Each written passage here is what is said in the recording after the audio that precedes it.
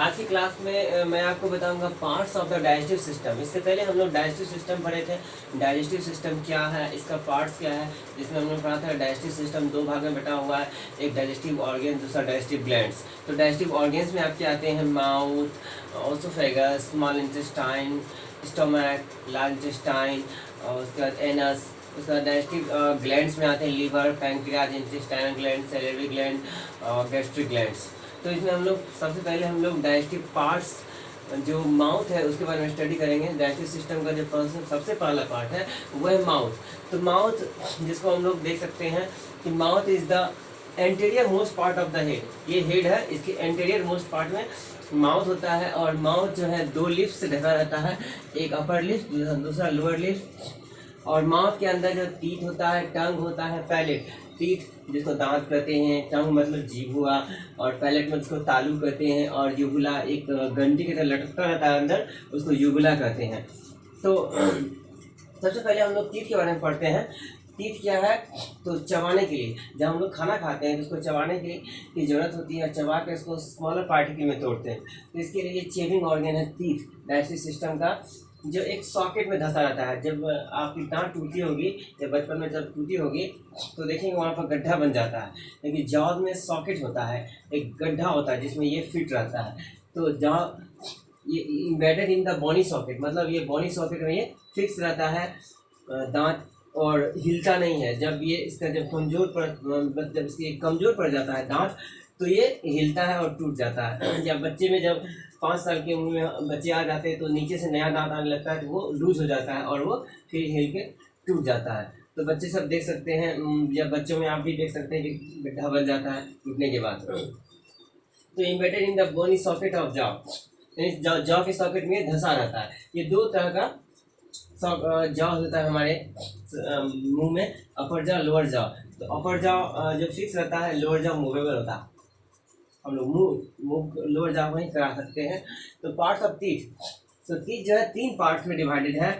सबसे पहले देखते हैं हम लोग ये सबसे ऊपर वाला भाग जिसको हम लोग क्राउन कहते हैं, शिखर। उसके बाद मिडिल पार्ट जिसको नेक कहते हैं, सबसे अंदर का पार्ट जो बॉडी सॉकेट में धंसा रहता है उसको रूट कहते हैं। तो मेनली जो है आपका दांत 3 भागों में डिवाइडेड है। रूट मतलब lower most part of the teeth embedded in the body socket. उसके बाद मिडिल पार्ट में है जिसको हम लोग कह सकते हैं नेक, और सबसे अंदर वाले भाग में है जिसको हम लोग क्राउन कहते हैं। इस तरह से दांत जो है 3 भागों में बटा हुआ है, रूट, नेक और क्राउन। ये तीनों भाग का अपना अपना इम्पोर्टेंस है।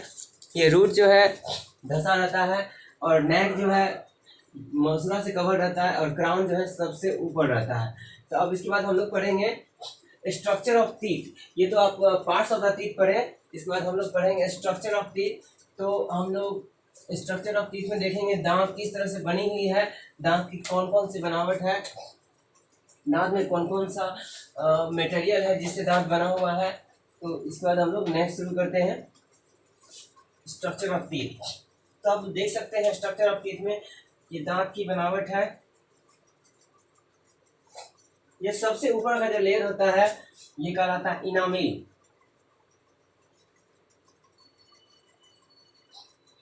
उसके बाद जो लेयर होता है वो कहलाता है dentine,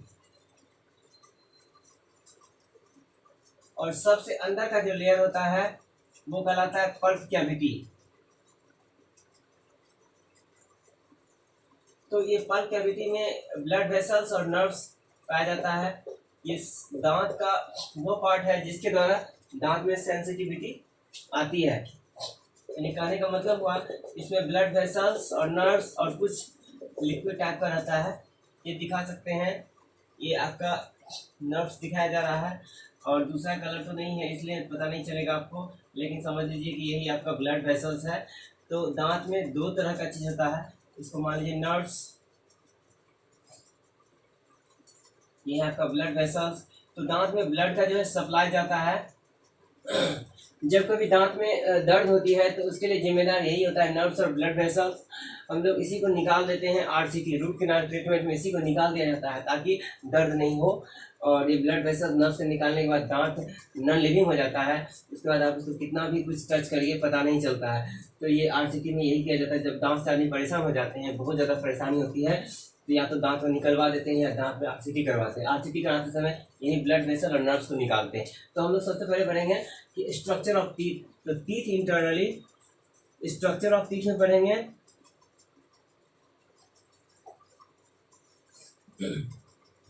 teeth internally consist of three parts. Teeth internally consist of three parts. Three parts. पहला इनामेल, इसके बारे में कह सकते हैं ये आउटर मोस्ट, ये बहुत वाइट होता है, सबसे हार्डेस्ट पार्ट होता है, outer most part of teeth होता है। It is outer most part of teeth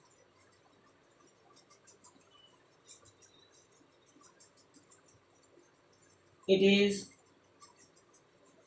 very hard and white in color.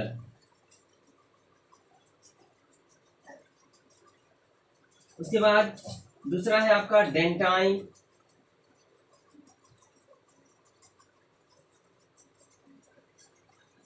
तो डेंटाइन के बारे में कह सकते हैं ये जो है इनामेल से जस्ट नीचे होता है। It is present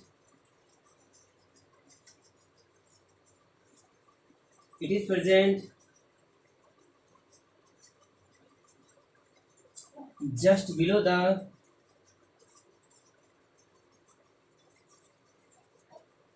enamel. It is pale yellow in color.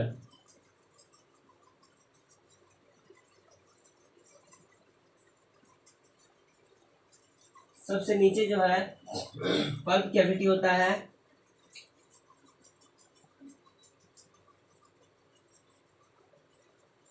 तो it is present below the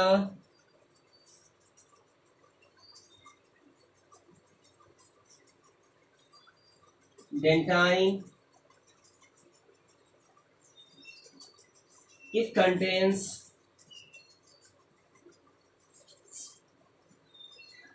blood vessels and nerves. It is filled with fluid.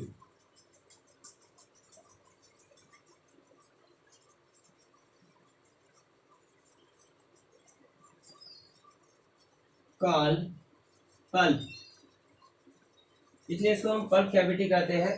तो ये हुआ आपका स्ट्रक्चर ऑफ टीथ, जिसमें हम लोग देख सकते हैं सबसे ऊपर ये इनामेल है जिसको एनामेल कहते हैं। उसके नीचे डेंटाइन है, सबसे अंदर में ये आपका पल्प कैविटी है। तो ये हुआ आपका इंटरनल स्ट्रक्चर ऑफ टीथ, यानी टीथ का जो है इंटरनल स्ट्रक्चर कैसा होता है ये दिखाया गया है। ये इंटरनल स्ट्रक्चर है। तो इंटरनल स्ट्रक्चर ऑफ टीथ में तीन चीज है आपका, एनामेल, डेंटाइन और पल्प कैविटी। एनामेल सबसे ऊपर है जो हार्डेस्ट पार्ट ऑफ टीथ है, सबसे मजबूत, इसलिए हम लोग हड्डी भी चबा जाते हैं इसी कारण। फिर डेंटाइन उससे जस्ट नीचे का परत है, जब उजला परत झड़ जाता है तो ये दांत पीला पीला इसके कारण नजर आने लगता है। उसके बाद सबसे अंदर जब और भी झड़ता है तो ट्रांसपेरेंट जब टाइप का दिखने लगता है, तो वो पल्प कैविटी होता है। उसके बाद आदमी को सेंसिटिविटी हो जाती है, क्योंकि यहाँ पर नर्व्स और ब्लड वेसल्स रहता है। जब आप ठंडा गर्म भी खाते हैं तो ये आपको सेंसिटिविटी देता है, ऐसे दिक्कत होती है, तो उस समय जो है इस नर्व्स और ब्लड वेसल्स को निकाल दिया जाता है, जिसको आरसीटी कहा जाता है। आगे के क्लास में डेंटल प्रॉब्लम में आप इसको डिस्कस मैं करूँगा, आप लोगों को बताऊँगा कि आरसीटी क्या होता है, डेंटल कैरिस क्या होता है और इससे रिलेटेड प्रॉब्लम्स जो है। तो आप लोग देख सकते हैं इनामेल, डेंटाइन और पल्प कैविटी, ये तीन जो है स्ट्रक्चर है दांत का, जो दांत की बनावट को दिखाता है और दांत के बारे में बताता है दांत किस चीज़ का बना हुआ है। दांत मेनली कैल्शियम फॉस्फेट का बना होता है। कैल्शियम और फॉस्फोरस का, जो बहुत ही ज़्यादा ज़रूरी है। दांत चेविंग ऑर्गन है, बिना इसके जो है खाना को हम लोग तोड़ नहीं सकते और उसका डाइजेशन होना संभव नहीं है, इसलिए दांत ही बहुत इंपॉर्टेंट चीज़ है। और नेक्स्ट क्लास में हम लोग इसके आगे जो डेंटल प्रॉब्लम्स, डेंटल कैरीज के कर सकते हैं।